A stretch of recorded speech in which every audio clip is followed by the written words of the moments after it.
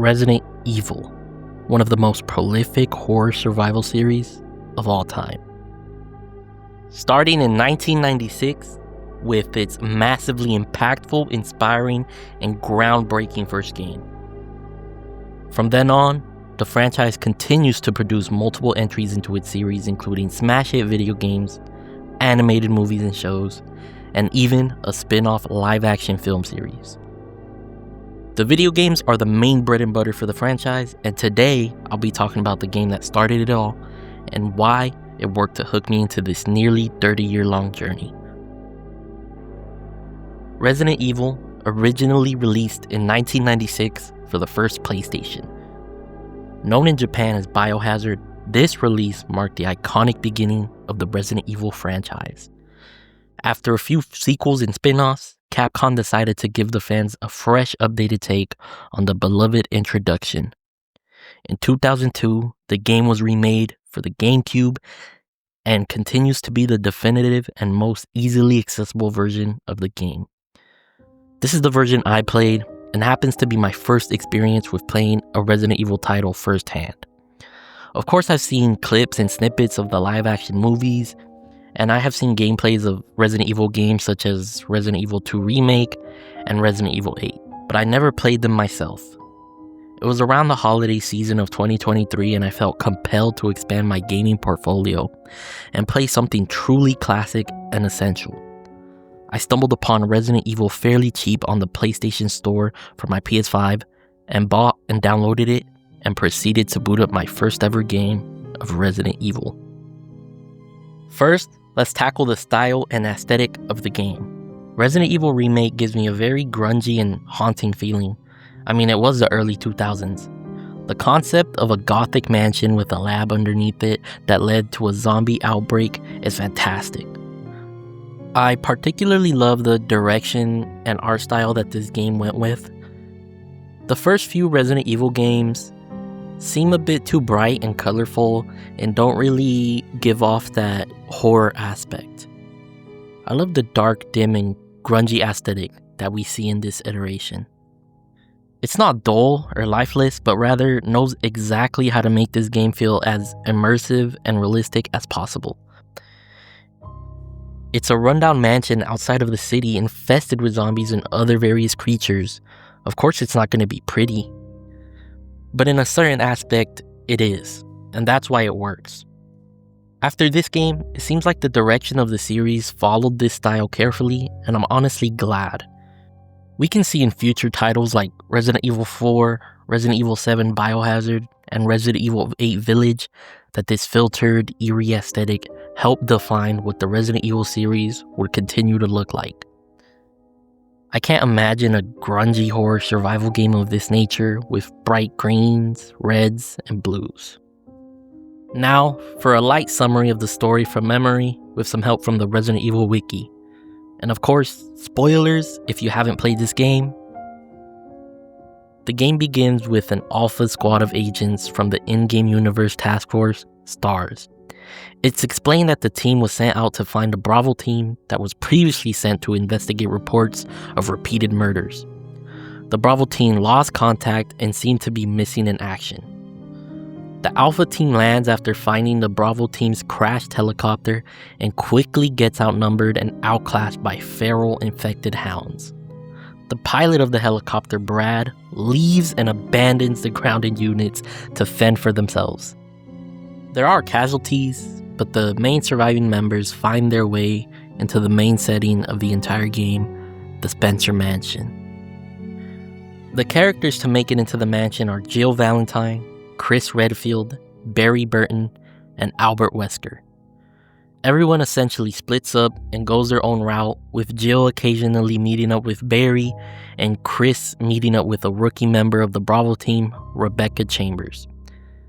As we explore the mansion and find the underground lab, we learn that the Umbrella Corporation was conducting experiments and unleashed a biohazardous virus that led to the zombie outbreak within the mansion. By the end of the game, it's revealed that Captain Wesker was working for Umbrella the whole time and was tasked with going to the mansion to return the virus that started this entire mess. During a whole villain breakdown speech, Wesker is hilariously impaled and killed by a super mutant infected being known as the Tyrant. The character we play as blows up the Tyrant with a rocket launcher given to us by Brad, who came back to the rescue. And Jill, Chris, Rebecca, and Barry fly off in Brad's helicopter, only to see the entire mansion blown to bits due to the underground lab's self-destruct sequence. So the story is pretty straightforward, a tale of corruption, lies, and overall capitalistic greed. Wesker being the villain was a bit obvious, but welcoming. I remember Wesker completely disappearing on my first run through of the game, and I kept wondering where the hell he was, and after a while, it clicked that he's obviously the villain. He's up to no good in this mansion. If he wasn't completely missing, he would pop back in and say some weird, obscure lines to make me think even more that, yeah, you're double-crossing, or something fishy is going around. I mean, there's a zombie outbreak in this mansion, but you're suspicious. I just wished we could have seen him embody that villainous role more before being killed off.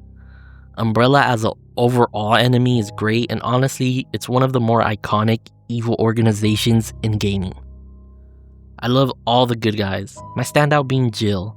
Something about her personality and attitude is just great and makes for such a likable protagonist. Chris is alright, but seems a bit too jock-like.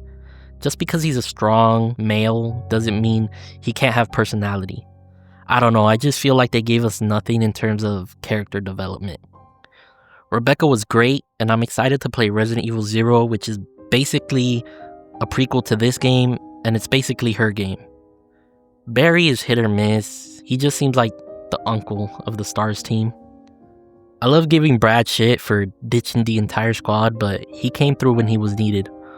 That's honestly what counts. Shout out to Brad, man. Finally, the gameplay. The game takes a bit to get used to due to some unorthodox controls and retro-style gameplay. I remember dying quite a few times and having to completely restart my game. I'm not ashamed to expose the fact that I had to Google the fundamentals of the game and also the answer to some puzzles. I had no clue saving my game was limited to the typewriter and I needed ink. I had no idea I had to explore basically every nook and cranny and figure out how to get to the next section completely on my own. These might sound like basic, simple components to a game, especially to the Resident Evil series, but to a newcomer and beginner, I was lost more times than I'd like to admit. I've become accustomed to the modern era of gaming where they basically hold your hand and tell you exactly where you need to go. Even if a game allows for exploration, it still limits you and guides you exactly to where you can explore. A game off top of my head is Final Fantasy VII Rebirth, a big open world RPG, and you see all this land and vast area to explore, but then you open the physical map and you see that you're limited in exactly where you can go and exactly where you can explore. Instead of freely rock climbing or swimming through stuff, it's certain areas where it's clear that that's the pathway and that's the only pathway. Compare that to a retro older game like this one and you can basically go wherever you want. But the downside to that is that you don't know the exact path to progress your story. But these aspects of gameplay didn't scare me away or make me rage quit out of frustration. It had me interested and entertained all the way through. I loved finding secrets and figuring out puzzles on my own. I had to figure out the hard way that I couldn't just shoot willy-nilly at any enemy I came across, because if not, I would come across an enemy, have no ammo, and be fucked. Saving constantly and consistently was also necessary due to never knowing what lay around the corner.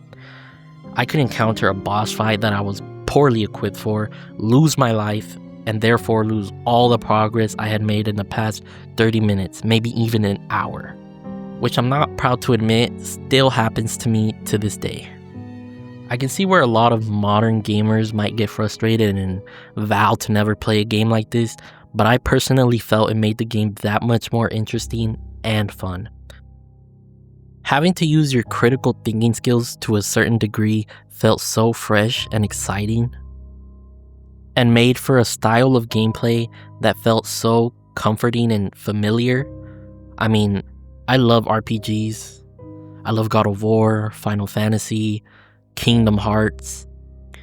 And these are all straightforward, narrative-driven games, but there's still puzzles and other obstacles they throw in your way just so that you're not killing enemies and blowing through the story that fast. This game has 2 stories in a sense. It's all the same story. Like if you look at the official lore, it combines the 2 story modes and takes stuff that happens to Chris and it takes stuff that happens to Jill. It comes up with this scenario that isn't playable. For example, in game, if you play as Chris in the ending helicopter ride, you only see Chris, Jill, and Rebecca. But if you play as Jill, Rebecca isn't there and is replaced by Barry. But in the canon of the universe, all 4 survive. It's a bit confusing, but I don't know, it makes sense. They carried it onto Resident Evil 2, and that's even more confusing, but I'm not gonna get into that right now. So to get back to my point, the game gives you 2 options. You either play as Chris Redfield or as Jill Valentine, and they have differences in stats and gameplay based on who you play as. Playing as Chris gives you more health and speed, while playing as Jill gives you the benefit of more inventory space and exclusive weapons. Both are really enjoyable to play as, but I personally prefer Jill. The original Resident Evil games have a big discussion regarding its controls, because if you know, Resident Evil uses something known as tank controls, and that's a whole headache that I kind of don't want to go on right now, because this remake gives you the option to pick a different control style that is more relevant to the modern era that it came out in. And that's what I chose to play as, if I remember correctly. The game has a very horror survival feel to it. Like I said, you have to conserve ammo, you have to conserve your heals, and the heals come through an aspect of green herbs that you find throughout the mansion, and they're very limited. And if you only take 1 heal at a time, you only heal a certain amount.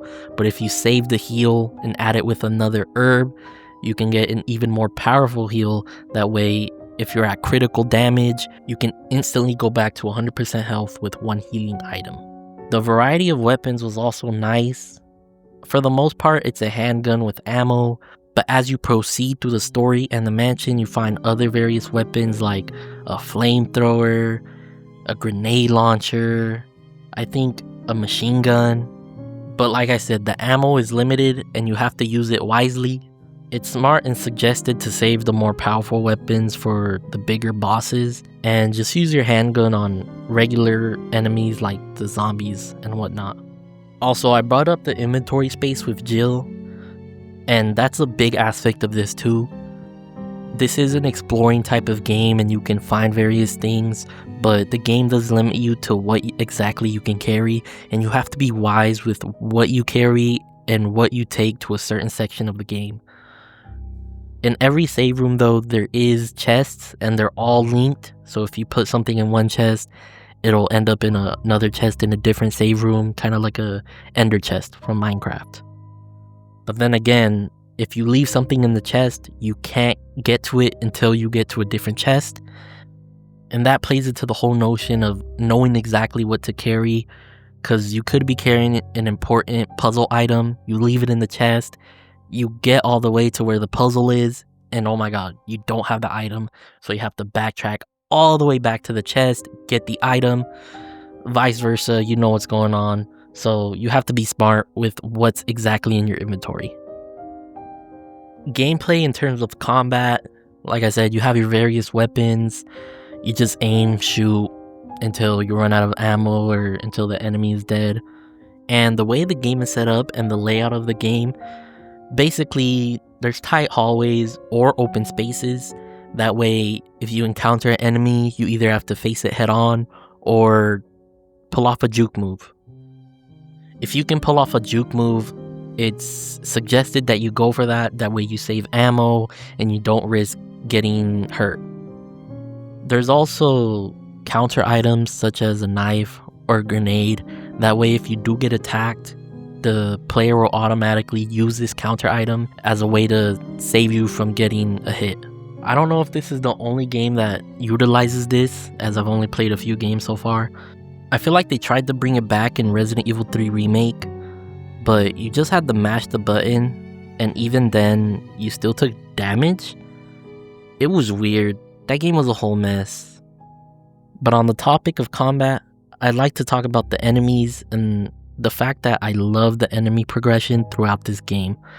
So many different types of enemies, all ranging in difficulty, most of them replacing previous weaker enemies. My least favorite enemy, or rather the most effective enemy, would either be those zombie-infected dogs or them damn hunters. Don't get me started, man. A running heavy, big-ass nasty enemy with claws that could potentially one-shot kill you. Why did they do this? The evil zombie dogs can also be annoying, just loud and vicious, jumping all over the place like I'm a damn Scooby snack or something. And I just have to mention those nasty, freaky ass spiders. I don't have severe arachnophobia or anything, but spiders are spiders. And these freaky ass mutated big ass tarantulas, I'm super cool off that. I'm lucky this is an older title and the graphics reflect that. If this was super realistic, that's an entirely different story. Like, let me find out Resident Evil 7 has spiders. Fuck no, baby. Of course, with every game, there's bosses. The bosses here consist of either big-ass abominations of previous enemies, or just weird, freakish, ghoulish enemies. Like, there's big-ass spiders, like even bigger than the ones I was just talking about. There's a big-ass snake, known as Yawn. And there's a big-ass shark. Like, why is there just big versions of normal-ass animals? Outside of the iconic series staple boss, Tyrant, I think the most memorable boss would be the big-ass shark, and you just kill it by pushing a generator in it and turning it on, and you just electrocute this big-ass shark, and it's just like, it's seizuring in the water, and it's hella funny. Or the weird-ass mutated plant thing. Yeah, it just looks like something Poison Ivy would keep as a pet. I also vividly remember the first boss. I don't know if it's a boss or like it technically counts as a mini boss. You return all these masks and then you open this coffin. It's known as a Crimson Head. They're in the game normally, but this one's just a little bit stronger. I'm pretty sure this is one of the bosses that I was severely under-equipped for, and I ended up dying, and I freaked out because like, okay, there's a boss over here. I used all my ammo, like what's going on? How do I defeat this boss? But I powered through it, and I continued the game as normally. But yeah, the gameplay gets a thumbs up from me. Very immersive, very fun, very engaging, and it's something that gravitated me to the rest of the series as well. So overall, Resident Evil Remake is a fantastic game, and it did a fantastic job at immersing a newcomer like myself into the series. The story was straightforward and intriguing, the gameplay was challenging and impressive, but most importantly, fun. And the overall style of the game is what drove this title home for me. I'm a sucker for horror, to be honest, whether it be film or gaming, and that's exactly why I wanted to start this series. Resident Evil Remake is an excellent beginner's choice, and I couldn't recommend it enough. This is essential gaming, and if you like other RPGs or action games, I highly advise that you play this game. I instantly fell in love with the horror aspect, intense action, and the unique retro style, and I quickly wanted more. Resident Evil 1 started an almost 30-year-long series that continues to impact its fans with epic tales of realistic horror and gritty survival-based action. Without this landmark title, we wouldn't be where we are today with the recent announcement of the already highly anticipated Resident Evil 9.